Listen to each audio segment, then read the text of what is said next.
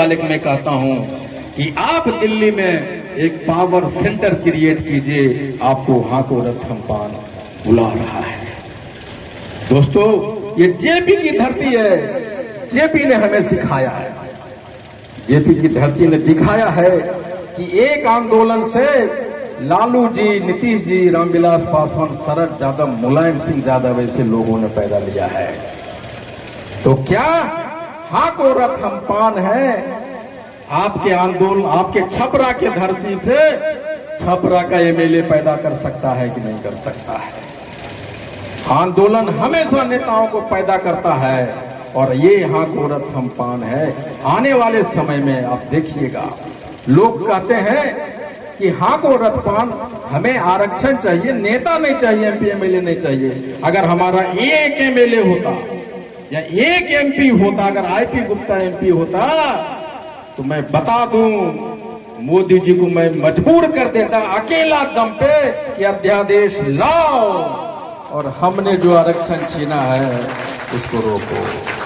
अगर मैं एमएलए होता, अगर मैं एमएलए होता तो अकेला नीतीश जी के मैं उनको बताता कि आप कैसे हमारे पान समाज के लोगों से नहीं मिलते हैं और आप जो नोटिफिकेशन लाने जा रहे हैं उसको बंद कीजिए, वरना आपके सामने केरोसिन डाल के आईपी गुप्ता आत्महत्या करेगा।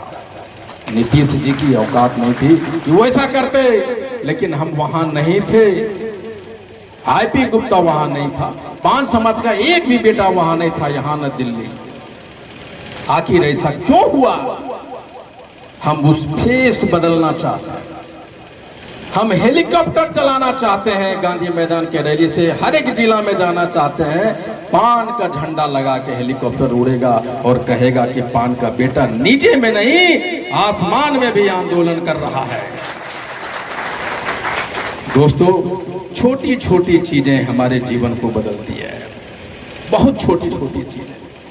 ये बता रहे थे कि छपरा में इतने दिनों के बाद मीटिंग हुआ है। कितना दिन हो गया, कितना दिनों के बाद मीटिंग हुआ है, लेकिन जिस दिन हम अपनी जिम्मेदारी को तय कर लेंगे किसी की औकात नहीं। ये 2 दिन रथ चला है, 1 दिन रथ चला है और चर्चा का विषय हमने बना दिया है। और ये तभी संभव है जब एक एक घर, अगर आप आरक्षण चाहते हैं, अपने बच्चों के लिए जीना चाहते हैं, तो हमारे साथ आप आइए। हाँ को रत्नपान है। और मैंने अभी सहरसा में एक मीटिंग किया था, उसमें लगभग 10,000 लोग थे और 5,000 सिर्फ महिलाएं थी। मैंने उनसे कहा था कि मेरी माओ, मेरी बहनों, ये तुम्हारा रोल, इधर वाले जो बैठे हुए हैं ये तो बदल सकते हैं।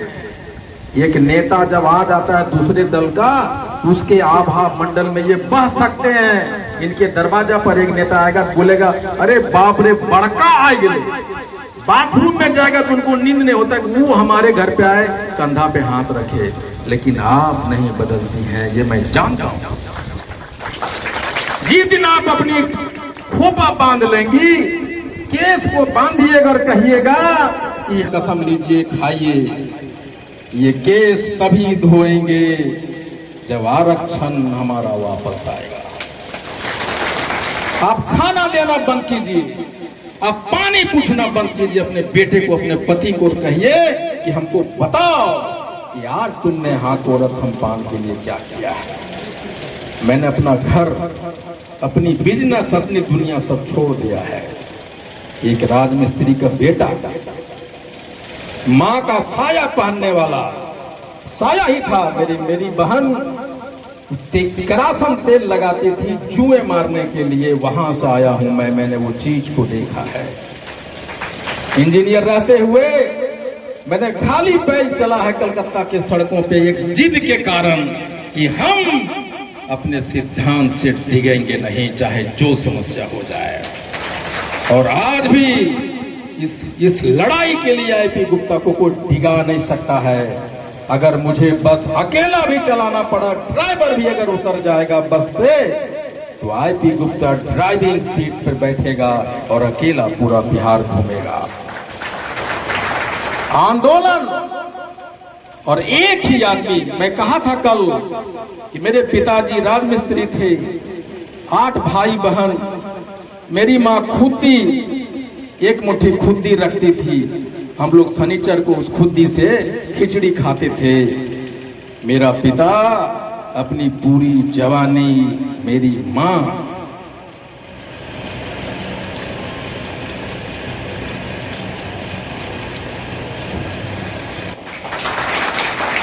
इसका मतलब क्या हुआ? इसका मतलब ये हुआ कि एक पीढ़ी जब थकता है तो आने वाली पीढ़ियां राज करती है, और ये आईपी गुप्ता का पीढ़ी खपने वाला पीढ़ी है। हो सकता है हम एमपी एमएलए नहीं बनेंगे, लेकिन मेरा संघर्ष पान समाज में एमएलए एमपी पैदा करेगा, नेता पैदा करेगा, इतना भरोसा मैं दिला के जाता हूं। मेरा बाप राजमिस्त्री, ईश्वर ने मुझे बहुत कुछ दिया, बहुत चाहत नहीं है बहुत कुछ करने का। मैं साधु बन गया, मैं सब कुछ छोड़ दिया सिर्फ इसलिए कि जब मैं बड़ा आदमी बना और जब मेरे ऊपर लोगों ने मुसीबतों को पहाड़ खड़ा कर दिया। मेरे ऑफिस के बिजली कट गए, मेरे पास पैसे नहीं बिजली देने के, 6-6 महीना में 6-6 महीना बिना बिजली का रहा। उसके कारण बहुत बड़े थे। उसका कारण ये था कि मैं देश के एक बड़े नेता के खिलाफ चुनाव लड़ने के लिए तैयार हो गया था और मैं पीछे नहीं हटा। नोटों की गड्डियां को मैंने छोड़ दी। मैंने कहा कि तुम आईपी गुप्ता को 20 करोड़, 20 करोड़, 50 करोड़, 100 करोड़ भी देगा, बिक तो गया। मैं चाहे 500 करोड़ में बिकूं, बिक तो गया। आईपी गुप्ता बिक गया तो पूरा पान समाज बिक जाएगा, मुझे कोई खरीद नहीं सकता। मैं वहां से, लेकिन जब मैं उससे मुसीबतें हुआ तो मैं खोजने लग गया कि मुझे बचाने वाला कौन है। एक भी नेता नहीं, एक भी एमएलए नहीं, एक भी एमपी नहीं। हमारा नेता कौन? कोई कहीं यादव एमएलए है, कोई कहीं राजपूत है, कहीं भूमिहार है, कहीं कोई है। हम वोट देते रहे, लेकिन नेता कोई और था। भीड़ हमारा बैठा हुआ दूसरा कोई दूसरे जात का नेता। हम यहां कब बैठेंगे और वो यहां कब बैठेगा और हमको वोट देगा, वो दिन कौन आएगा, कब आएगा? उसका आंसर है, द आंसर इज हाको रथम पान है। मैं जब टिकट की रेस में था 2019 के लिए, 2020 के लिए, 2024 के लिए, मेरा रक्षा करने वाला अपने समाज का कोई नेता नहीं। जो टिकट देने वाले लोग हैं उसके पास बैठने वाला कोई लोग नहीं अपने समाज का। लेकिन हमने इतने दिनों में दिखा दिया कि एक नेता है आईपी गुप्ता जो आपके साथ बैठता है, भले टिकट दो या ना दो। हम चाहते हैं कि हमारा समाज का 10 नेता बने और टिकट बांटने वाले के साथ बैठे। कहां से वो नेता आएगा? द आंसर इज हाको रथम पान है। सहरसा में हमारे उभरते नेताओं को चाकू भोंक भोंक के मार दिया गया, उसकी आंखें निकाल ली गई, उसके जीभ काट लिए, और हम सहरसा के लोग और पान समाज के लोग चूड़ियां पहन के घर में बैठे रहे। तो क्या आप चाहते हैं कि आपके बेटे को, आपके बेटियों को रेप किया जाए और आपका बेटा घर में चूड़ियां पहन के कोठी के नीचे दुबक जाए? क्या आप चाहेंगे? आप अगर नहीं चाहते हैं तो आइए मेरे साथ, हाको रथम पान है।